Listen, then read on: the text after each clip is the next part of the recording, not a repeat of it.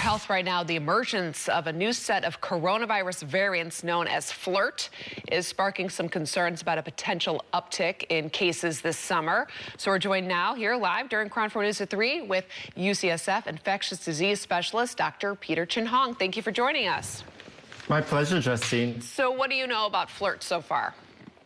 So what we know about FLIRT is two things. The first that people are focusing on is that it's more than 1 of 4 cases right now in terms of variants. And the second thing, which is a little bit surprising, is the speed at which it got there. So at the end of March, it was less than 5% of cases.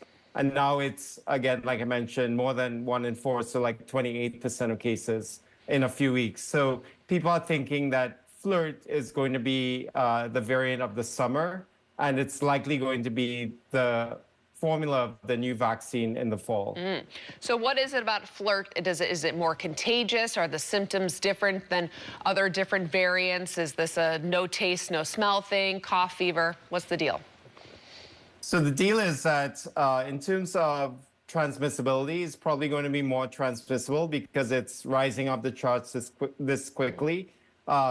In terms of severity of disease, it's probably going to be the same, not more severe. So the symptoms are going to be very similar. Remember, FLIRT has probably been around for much longer than we're detecting it because it always takes at least a couple of weeks before we detect it because it takes that time to do sequencing, but it's already been here. So cough, sore throat, muscle aches, fatigue, and for some people, shortness of breath after a week, but very similar symptoms. And then the third question I always ask is, do the vaccines work? And right now, there's not much difference between in terms of mutations from FLIRT to JN1, which was the other variant. There are 2 mutations, we think, in the spike protein.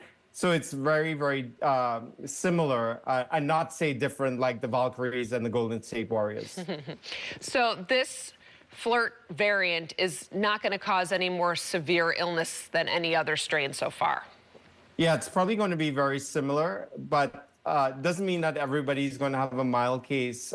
We're still seeing COVID in the hospital, believe it or not, just the lowest point in the pandemic. But the common theme of everyone that I've seen in the last few weeks with serious disease is that they didn't get a single vaccine in the last year. So I think that's kind of low-hanging fruit, particularly if you're older and immune compromised. And how is the vaccine that most people got? When was our updated vaccine booster upon booster? That was like in December. Is that holding up against this, or are people just becoming more immune and that's why more people are getting sick? What will happen by the summer is that immunity will drop in people in general. So for majority of people, that means they'll just catch something new.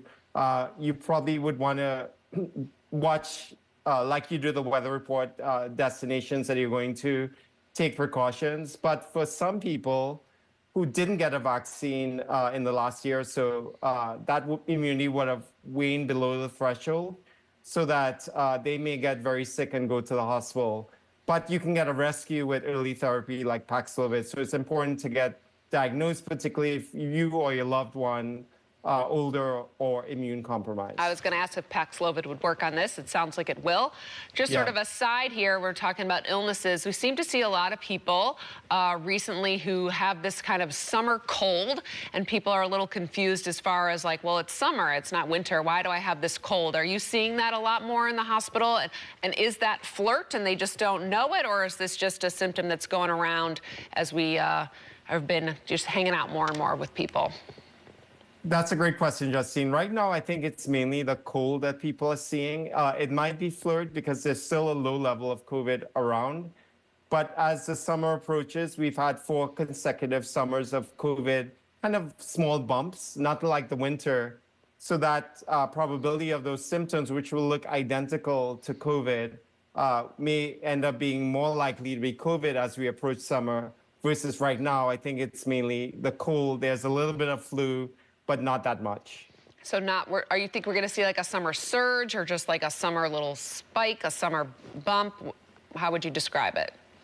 I'll call it a surgelet or wavelet or swell. You know, like when you're at the beach and you see the wave just swell, but not like crashing on the rocks. That's kind of what we'll see this summer.